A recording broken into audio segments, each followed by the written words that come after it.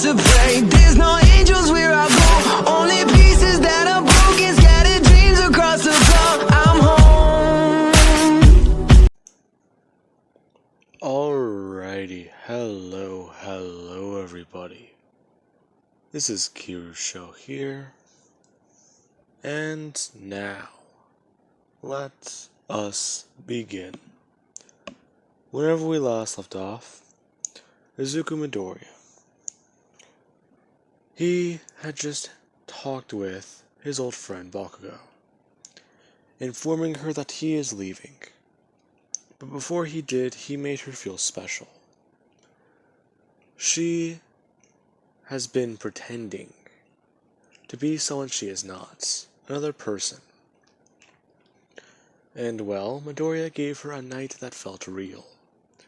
One of the only things in her life that has felt real for a very long time. And well, he told her that he was going to be sticking around for the next week. After the sports festival, he is disappearing. Now, with that being said, Midoriya, he also did tell the same thing to Momo Yaoyorozu, who, instead of her quirk being creation, she just uses superhuman strength. Now, I did want to clear that up in case someone wanted to ask the question. And there's my answer. Now, with that being said, let us begin. Midoriya also did get a bit of a message on TV from Origiri Tree, saying that he was their king. Now, with that out of the way, let's actually begin. Midoriya, he is still sticking around. In fact, he has gone to Inteku to talk with Yoshimura and ask him a bit more questions. Now, Yoshimura and Midoriya are talking and going over exactly what is going on. Midoriya wants to know if any of the people who hunt at night have any information on the white suits. Since if he can find them, then things are going to be a lot easier. However, with Origiri Tree on the lookout for him, then that's going to be another thing. This is going to be an entire shit show if both organizations find him. They're going to try and wage war for him. One of them wants his head, but he wants to get their attention and get these group of idiots to fight the CCG. Origiri Tree, however, yeah. The only difference with them is that they don't really care. They'll take down the CCG, then try and take over all of Japan. So, he has a bit of an idea. Now, this idea, while preferably not really a good one, still might be the best option. He's going to, as he tells Yoshimura, spit in the face of the CCG. Get their attention on him, then lead the white suits on an attack on a headquarters. Yeah. If he can prove to other ghouls that the CCG can be taken down, or at least thrown out a peg again, then they might start retaliating. Instead of hiding in the shadows, they'll want to come forwards and help. Fight for a world they can live in, where they don't need to hide. Now, with that being said, let us continue. Yoshimura is telling Midoriya that sounds like a very noble goal. However, it all might come crashing down. Things might not go according to plan. And for right now, why doesn't he just try and calm down? he has not gone back to his normal life. He thinks that Midoriya should be in school and talking with kids his own age. To which Midoriya simply tells him, "No, we are not going anywhere. We are fighting for a world to live in. People already might know his face. Hell, he still wants to find that guy. And, well, yeah. The guy might be selling pictures off to his worst enemies right now. In fact, just enemies. He's not even sure. He hasn't leaked them to the press. So he's guessing the guy is holding out for a very, very big buyer. The identity of a ghoul. Yeah. So, it must be pretty interesting. Now, with that being said, Yoshimura does tell him that the boy really should just stop. His mother, again, she would want him to live a normal life. In fact, why don't you just get out of the country then? Leave. And start anew. Bring up the topic again to Midoriya. Midoriya simply rejecting it. Now, Yoshimura, yeah. He kinda can't really stop the boy. He's brash, arrogant, and is tough as nails. Just like he was when he was that age. And now look at him. Hell.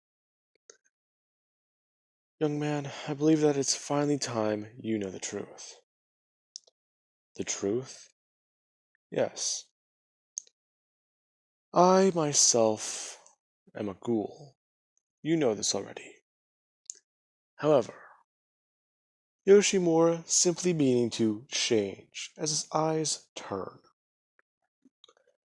His Kagune coming out of his back and wrapping all around his body. Midoriya being taken aback for a complete second, thinking that he's the one who attacked him, and about to go on the defensive. The other, Midoriya, telling him to wait, as he only has one of his eyes covered. Now, he does continue stating that in his younger days he hunts down and cannibalized other ghouls. He did it because the fact was he didn't like them. He didn't like what he was. And there were personal reasons behind it. I myself thought I could be a young hero. Then everything changed. The CCG got more well organized and better funded. And instead of just simply capturing ghouls, they turned to ulterior motives, ulterior ways of dealing with us. Whenever they killed their first ghoul on television, in front of the world, no one really batted an eye. They saw us as monsters, nothing more. The mask we wear are our faces. So, as he simply turns back, saying that he also took on the identity of the one-eyed ghoul. Your identity. Midoriya confused. Yoshimura continued to explain it. The only reason why he did this was to protect his daughter, who is half human. This somewhat surprising Midoriya. To which he continues to state he did it because he believed that his daughter is the one-eyed king. And then there is him. You have 3 Kagunes, correct. Now, Midoriya does say yes, as he manifests all 3 out of his back, and turns around, showing Yoshimura. He is surprised. 3 Kagunes is not heard of. There's the tail one, right underneath his well, the one on his waist. Then there's a bit of an odd thing. The wings. They're a bit lower on his back than they really should be. This Kagune sack is kind of out of place. That is weird. Him bringing that up to Midoriya, who doesn't really know what to say. Yoshimura simply telling him that it isn't really that big of a deal. It's probably just part of your genetic makeup. However, it is still an odyssey. Before Midoriya simply just demanifests them, and Yoshimura begins to instruct the boy on how he should take things going forward. Now, with that being said, you do have Midoriya. Over the next couple of days, he is gathering his own resources, along with people at the manor actually helping him out. Him going out at night and trying to stop crime. However, he's only just focusing on ghouls. That being the headline.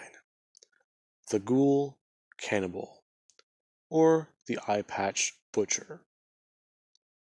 Now, with that being said, Midoriya also does head to UA today, changing his hair and actually arriving without his mask. Him having to be very cautious, as whenever he does go in, he does see the sports festival going on. He's a bit late, but there's the race. It is happening. As he does not sit down, he simply just stands there, in the hallway, and watches what's going on. Simply thinking, Bakugo, Bakugo, where is she? Before he does actually look at the screen.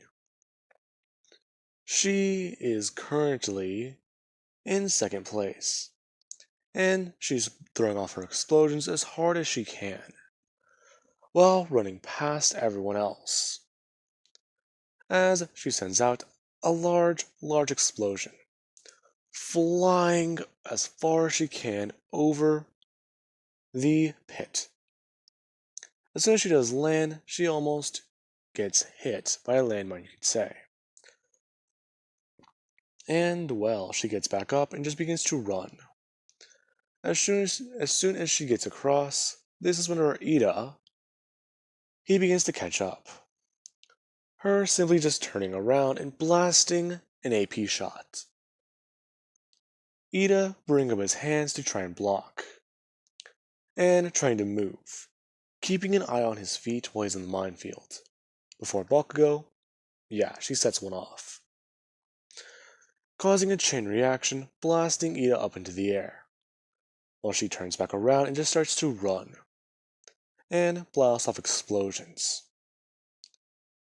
Now, with that being said, it is a bit of a close call, as she barely beat Todoroki. Todoroki, that guy was more focused on Ida, since he is clearly superior in this category. This is a long distance run. Ida has engines in his legs. Both of them were basically fighting off him. And luckily, she won. Now, she actually is taking a deep breath and trying to recover. As Midoriya, he simply just stands there, at least smiling a bit. And someone does actually walk up behind him, and simply just begin to observe, on the opposite wall. Midoriya turning his head and seeing Endeavor, not really thinking anything of it. Before the hero does just look down at this young boy, watching him. Midoriya just staring at him, not really breaking eye. Before Midoriya, he just looks away, not really fazed by the hero. And he does think for a second, The hero, why is he here? Isn't this guy the number 2 hero? Yeah, he is. But you gotta think about it. Endeavor. Todoroki, right? Isn't that his last name? You're right, actually. I think? I don't know. Haven't really been a fanboy in a long time. Yeah, I know. Anyways, I think that was his son, right? The the half and half guy, right? Really? Why is he only using ice? Beats me. Well, no, wait. He probably beat him. I can see that, but it kinda doesn't make sense. I'd use that power. Yeah, probably. Now, with that being said, Bakugo, she gets her team for the cavalry battle.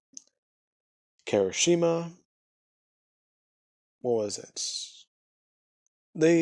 She has the same team as in canon.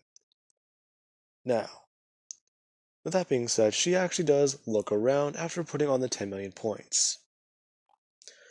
Whenever she does actually see someone throw up their hand in the crowd, and she spots them, looking closer and seeing Midoriya, who's simply just staying there with green hair. Once again, her actually smiling a little bit before she hears begin, and her team begins to move around, everyone targeting her. Now, she is able to actually defend off quite a lot of people closer to in canon. However, I do want to say that the only real problem would probably be that Monma guy. He copies quirks and tries to use both Kirishima's and Bakugo's against them. And I want to say Ida, yeah. He would probably be the easiest to get to 10 million points, but knowing Bakugo and that power-hungry attitude, they would have gotten a few themselves. So either way you see the situation going, they would have come close to second place, not far enough away to drop out of the sports festival. Now, as for, well, who is taking Midoriya's place in the final battles, I do want to say that, Ibarra took Midoriya's place in Class 1A, and she would know people's quirks from Class 1A, so there's more of a likelihood of her partnering up with her classmates. But she's already in the final battle, so I want to say that Kendo, or probably, the 8 Arms guy, probably, I want to say. But he was on Minetta's team. Crap. I am very unaware of who would take the place right now. Let's say that it's Kendo. It just makes sense to me. Now, with that being said, after a very long time throughout all the battles, Todoroki would have come out on top on his side. However, Momo and Bakugo, they do a lot better. Momo using super strength would be able to take down Tokoyami. Her basically being able to stay ahead and fight, using Ghoul strength. While Bakugo, she mainly just sticks to blasting away at her opponents. In her fight with Uraka, yeah, she mainly just started firing off AP shots, and whenever she got close enough, she basically just threw her hands towards the ground and let out a large enough explosion to put her off of her feet, before simply just kicking her out of the arena. Since if she gets close enough and she hits one of her articles of clothing, if she has to take it off, then she might be revealed. Besides, Mineta is already suspicious. Measurements don't add up. Actually, I don't think people would understand that reference. Anyways, now, with that being said, the fight comes down to Momo versus Bakugo. And I want to say that Bakugo, the only reason why she wins this battle is because of her quirk and AP shots. While Momo, I could see her winning too, but she's not. Actually, yeah, I want to say that she would probably win. Yeah, most likely. Let's say that Momo actually wins the final battle with Bakugo, and she goes to the finals. Now, with that being said, she is also a very strong ghoul.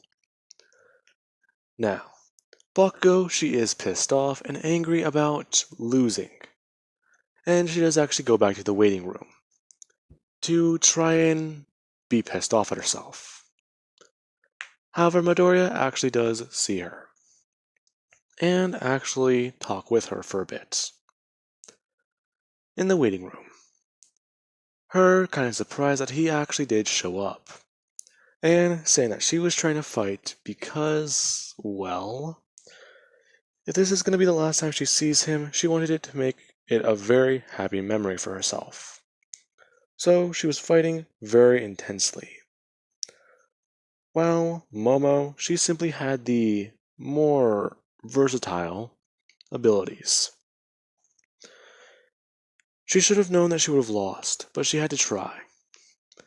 And she was actually happy Midoriya showed up.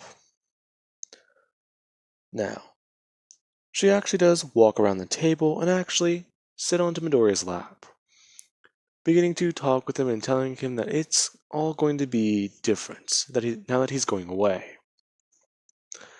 It feels a lot like before. However, she won't be up at night a lot of the time, wondering. I really did think about you a lot during all that time. Funny. So did we. Even when being tortured, I want to say that you're the only thing that really kept us together. Kept me together. So, I guess I can't really say much against it. Now, she actually does begin to kiss Midoriya.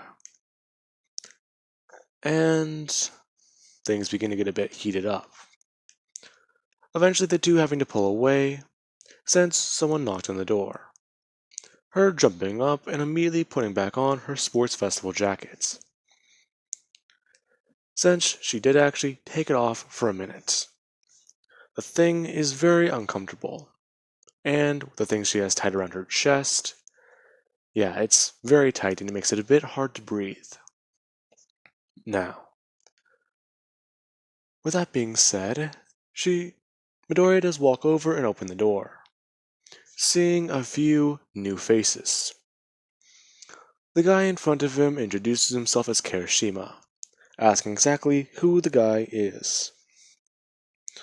Midoriya simply just throwing out his hand and shaking his, saying that he's an old friend of Bakugo's. Before the guy simply just stares at Midoriya for seconds. The guy looks familiar. He can't really put his finger on it. Along with a few members of Class 1A. They all wanted to see how Bakugo is doing. His personality and his quirk don't really go well together. Now, Midoriya does actually introduce himself a bit. He doesn't use his real name, giving them a fake one, simply telling them that he was just passing by. He saw that she was participating and thought he'd stop by and see him. Anyways, he does actually have to go very soon. He did want to stick around for a while. Now, Midoriya does actually walk away. Everyone, their attention turning to the final battle inside the arena. Momo blasting away at the ice with her punches, simply throwing them as hard as she can, and using a few techniques that she's learned from Midoriya.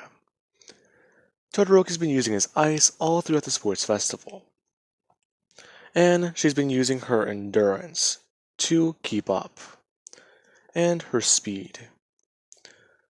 She shows it off as her using super strength in her steps, but yeah, it might look a bit more suspicious. So she's just trying to tone it down a bit. She's not going as fast as a ghoul, but you can clearly tell that she's somewhat enhanced. Now, Todoroki's slower movements, along with her actually showing off her new speed, yeah, I want to say that she actually punches him in the face and knocks him out of the sports festival, the arena. He would try and recover and get back into the arena, probably blasting us behind him, but she would have just jumped up and smashed him directly into the ground, and be pronounced the winner. Her first place, Todoroki second place, and Bakugo third place. Her actually running over to talk with Midoriya, after seeing him. Now, with that being said, afterwards he does leave, and start to go underground, as he has information on the white suits from the ghouls at Momo's manor. And things are going to be getting a lot more complicated, since he's going to have to try and convince this group of idiots to get on his side. Now, with that being said, I do hope you guys enjoyed, and have an amazing night. I'll catch you guys in the next part.